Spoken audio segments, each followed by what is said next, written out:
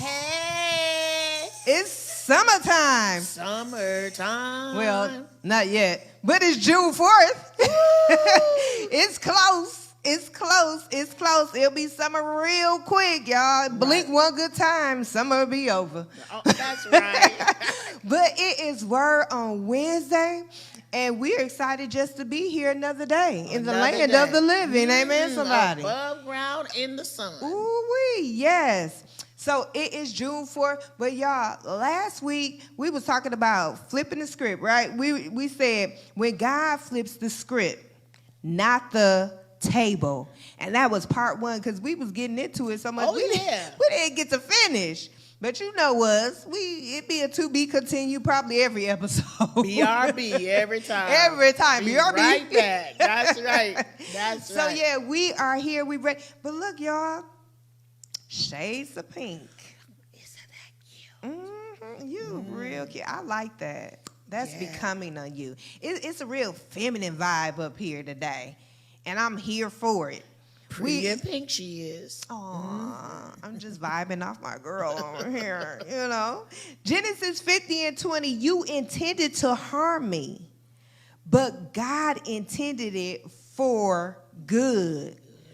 Meaning you tried it and God denied it. That's right. Yeah. So in the spirit of that feminine energy, the last we talked about was Esther. Mm-hmm. Yeah. And before that, we talked about Joseph. Yeah. Uh-huh. So we're going to start off today. Or, you know what? Can we get into it? Do y'all mind if we... Let's get into it. Let's do it. Let's do it. Let's do it. Are you ready? Because Ooh. God has a word for you today. He does. He does. He does. All right, let's start with Paul. Paul. Ooh wee. Yeah, Paul, he was a persecutor, right? What? He was a persecutor. Yes, he was. Yep. And so he went from persecutor to preacher. And you know how when you make those kind of transitions from like Abram to Abraham to Sarai to Sarah. Come on, Saul to Paul. Uh-oh. We about to get into it. Yeah. Can we go deeper? Let's go deeper. Okay, come on. Get into this today. Paul's transformation from persecutor to preacher is a powerful testament to God's grace. Oh, Because I don't know many of y'all that you come for my throat and we going to be cool later. I'm not. It's gonna be a minute before you win it. But it's God's grace. God's grace. God's grace. Ooh, somebody put that in the chat already because there is nothing like God's grace. Not at all. Even when we don't deserve it, He still loves us. He still gives us time, which also leads me to tell you before we really get into this that you ought to have grace with people too. Yes. Listen, Yes. everything is not going to go your way. It's not. It's not.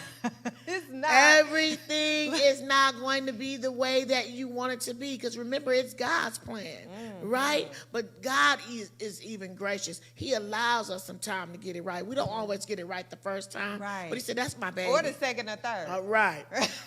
Let me show her a little bit of grace. So when somebody get on your nerves and they step on your new Jordans, give them some grace. Don't be so quick to be angry. Because even the Bible tells us I'm to be still slow stuck to on the new Jordan. Don't you put your foot on my Jordans. But listen, it's important that we show each other grace as well. Yeah. Oh, I love that. Was good. I'm glad you put a pin in it and stop right there because that needed to be spoken upon, like for real. Because we go around expecting things from people, and God expects things from us, and we don't do it all the time. We don't do it a lot of time. But it's by His grace and mercy that we're here today, that we're still standing, that we have our right mind. That's right. It's only by His grace that Only. I have my right mind. Of course. Yeah. Especially with all the things that we're I was just confronted about to with, say all the that. different challenges we're confronted with, even through people, Yeah. you know. But if we show grace, God will continue to show us grace. Yeah. The media. You watch the news enough, it could send you mad unless you know whose you are. Just look at our government, the people who are over us, if you're so busy worried about that, then you've lost sight of who your maker is. Because we know that he's the one who's in control. That's right. He has control over it all. So I know some people who get so worried and so amped up about what they see on the news, losing sight of who really is in control. I'm not going to wonder how the wonder worker works his wonder. I'm just going to let the wonder worker do what he do. He does all things well. Everything. Yeah, ask Paul about it. Ask Paul about it. Because at first he was persecuting Christians, Yeah. right? I mean, going to their On a house, warpath. dragging them out their Yeah. houses, all because he was really opposed to those people who believed in the one and true God. Yeah. Oh, but God. On that road to where? Damascus. Yes. That sounds like a crazy road, don't it? It sounds like you're going to get He knocked should have off. went down Lisbon. North Avenue.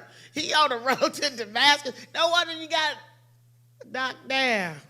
Damascus. That sounds like a road that you get knocked upside your head Yeah, on. It really do. yeah. It really do. That sounds like a back alley road. Ooh. Girl, I was driving down Damascus. And no, ma'am. That's no, Paul, sir. That's Paul's testimony. Knocked him straight. Straight off his horse, too. Then. Because his name wasn't Paul then, was it? It was Saul. It was Saul. He knocked him off that horse, changed his name. Changed his name. And Changed his isn't that name. amazing how God could change your name? I love it. You can listen. He just such an awesome person. You can go from messed up to miracle. That's good. You can go from being tested to having a testimony. Yes. You could go from being miserable to having what? Miraculous things happen in your life because of God. Yes. I just love the way he flips the script. Come on. I love the way he flips the script because Saul, like you said, like he was merciless. Like He was a mess. he was on wheels. But it weren't wheels. On a horse. Look, but it wasn't wheels. But God changed his mess And his to a name. message. I love that. And there's a shift that happens when your name is changed. Y'all know that people who get married, your name changes. Women, your last name changed. That's a shift. It's not like, you wake up and you're Mrs. Cleophas. You got to do paperwork. You got to change your license and all type of things because your name changed. So when God changes it, let me tell you something. When God changed your name, though, it's easy. Come on. It's easy because he already has these things lined up for you. So when he changes your name, he changes your resume. That's right. Ooh, I like that And resume change. Don't get in sometimes we get in this trickle where we allow people to say, well, I remember when. But remember, you could use 2 words and it'll shut it all down. I remember when you used to, but God. But God. When you used to say, but God. But God. Don't let people pull you back into what you used to do because Yeah. God has shown grace and he will continue to show grace. So, but God. But God, yes. So after God dealt with Saul, and he went on to be like the greatest preacher, Yes. spreading the gospel. Proclaiming the Yeah. gospel. Yes, he did. And he still had some obstacles and some hills to climb. course. But he never gave up, and God always continued Yeah. to show grace upon him. Yeah. And his story shows that no one is beyond God's reach and redemption. Yes. So we can't say, like, oh, what you did was so horrible, God won't love you. Not so. And Paul is a perfect example of that. And the flip happened when Saul hunted Christians. So he didn't just say, oh, look at you Christian, and I'm going to do it. No, he hunted. Do you understand? Hunted. Right. He was going after them. Like a lion goes after his prey. He was, after them. So God flipped it, right? And so not only Then he changed him from hunting Christians, but he became the greatest Christian missionary. Yes. Yes. Acts 9:15, he is my chosen instrument. I want that to be my testimony, that I'm Yes. God's chosen instrument. That's good. Yes, I'm a vessel for him. I keep saying right now in my life that I'm living my life on assignment. So where he tells me to go, I must go. What he tells me to do, I must do. It's my obedience that gets me where I am, because I am his chosen instrument. And if you're a chosen instrument, that means you're an honorable vessel. That means he can work through you because he knows that you can trust him. And if you can trust him, there's nothing that he won't keep from you. That's it. Remember, he has a plan for you. Yes. Jeremiah 29:11. And and this is the good thing about this plan. It's not to harm you. It's not to harm you. It's not going to hurt you. I love it because he knows our future. That's right. And he said that it's good. He means for us to prosper. That's right. And not to harm us. So we know that what may be in our way is just to keep us in faith, keep us praying, keep us dedicated to him, knowing that he could do all things but fail. That's so just it. continue to trust in him. Like we said with Joseph, that pit, you look up from the pit. It's an opening from a pit. You don't stay down. You can climb out of that thing. That's it. You could climb out of despair, out of misery. So even with Paul, because I'm telling you, it could not have been a happy thing to go around and be that mean and nasty to Right. people. So it was something rooted on the inside that had you disgusted anyway. Oh, but when you meet God Listen. on that road Listen. to The Damascus, Southerners used to say, quit being ugly. quit acting ugly. Listen, quit nothing. You know, some people go around and tell people they acting how they look, and that's not Ooh, nice. That's not nice. It's- You just say, look how you looking. I love it. That's using some grace. That's a subliminal message, okay? Look at how you look. I be like, I didn't say nothing bad. I did not. But our lesson in this is no one is too far gone for a divine turnaround. So God got you. If he had to reach way down, he'll pick you up. He will pick you up. Yes. So I have a question for you guys, just to ponder on so you think about it. What parts of your past is God redeeming for his glory? Ooh. You know, like you said, people talking about, I remember when, yeah, and that's your testimony. You can get up and you can tell people, I remember when too. But he broke me. That's right. He melted me down. And then he shaped me. Reshaped me, Yeah. yes. Into what he wanted me to be. He reshaped me into this instrument that he can use me for. And now I'm an honorable vessel. And now I'm an honorable vessel. Running for the Lord. Okay, Paul. Run on, y'all. Run on. Yes. In the words of my daughter, never give up. Never give up. I like it. I like it. Yes. So, we got another woman. We could have. Oh. With all this feminine energy up here. Yeah. We got another woman. Another woman. Oh, she was a woman. A woe before the man. Definitely a woman. I can't afford to drop it, but I don't drop it. She definitely was a woe before the man. God let her know. Whoa, man. Slow down. Slow up. So, the woman at the well. Oh, yeah. Not thirsty. Thirst bucket. Ooh, but she didn't know she was going to run into the quencher, the thirst quencher. Ooh, no, she did Listen. not. Listen, let me tell you about her. Okay. She went from outcast to evangelist. What? This Talk about it. woman. Uh-huh. Yeah, at the well. Yeah. So you guys, if you want to, because you know sometimes they be like, I don't know, they know what they talking What about. woman she got? What What they man? say? He didn't say that.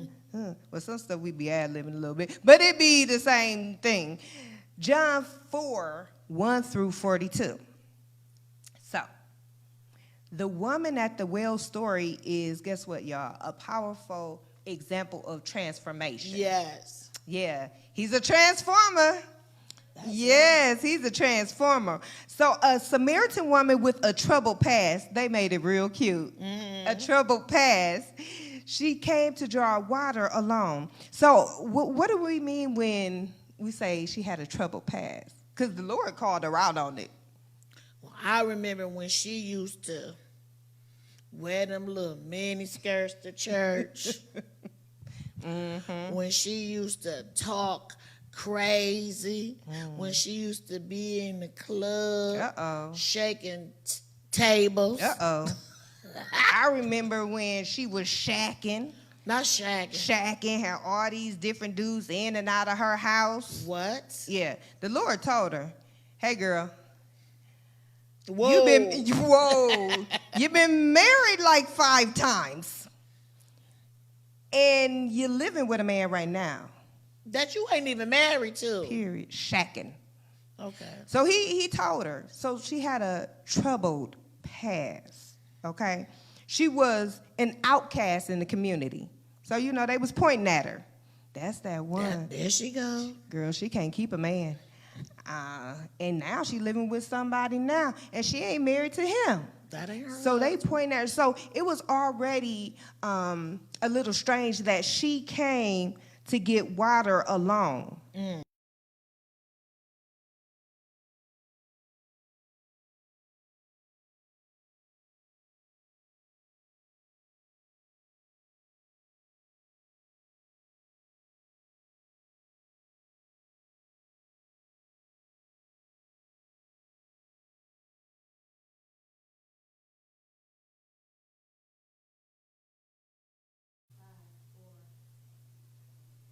All right, so listen. This woman, like we said, married to 5 different men, not married to them no more. Now she in the house with another man who's not even her husband. Shacking and jacking. Where'd that come from? Bacon and shaking. Bacon and shaking. To the point now, she's at this well getting this water, and she can't be with the other ladies. And then the other thing is they would come out together early in the morning where it was cool outside. She's coming by herself at noon where it's high, the sun is high, and she can't be with the other ones where it's cool because now she got to be by herself to get this water because of her troubled past and her present too. Right. At this point, it's her present as well. But I'm just so glad that she went for water. And what you say, she found what? The quencher. The quencher. The thirst quencher. Oh, the thirst quencher.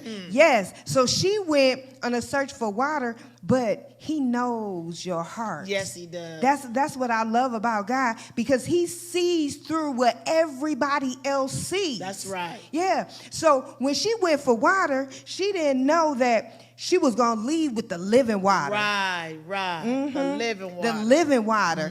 And she was so excited about leaving with the living water that she had to run and go tell everybody else. Run and tell that. Because that's what she did. Go run tell I that. met a man. Yes. And he wasn't even supposed to be talking to me because I'm a Samaritan. And Yes. listen, he's a Jew. He thought enough about me to tell me about my past. But said, that's all right. I got you. Yes. I'm so glad that we serve a God that one encounter with him, will change your past and make you purposeful. Yes. He will change your past and he will flip that thing and he will give you a different identity and a different purpose. Yes. How many of you want a different identity and a different purpose? It just takes one encounter. That's it. It just takes one encounter. Ask the woman at the well. He's a thirst quencher. Yes. And don't keep them in a box. Right. Keep them all to yourself. Right. You see what she did? She was so excited about this man that she met. Yeah. that told her about her past. And he said, you know what? Despite your past, Despite your past. I can still use you. Mm-hmm. And he did that's just that good. while I she love ran that. to tell everybody, I met a Yes. man. I met and a then man. you ought to get somebody else excited in their spirit about who you serve. Yeah. Because who wouldn't want to serve a God like that who just say, you know what, I got grace on you. Yeah. Listen, I love you despite what they say about you. I love you just that much. Just that much. Just that much. Listen, I hope something was said or done this evening that you could take it with you, that you can write in your journal about it so that God can speak through you, so that you know that it's not by your doing, but it's by his grace and his mercy and how he loves you so much that he can see through what you've been through. And your testimony will be, I'm not what I used to be, but by that encounter that I had with him, I'm changed. I'm a vessel for him. Be blessed, be encouraged, and love on someone.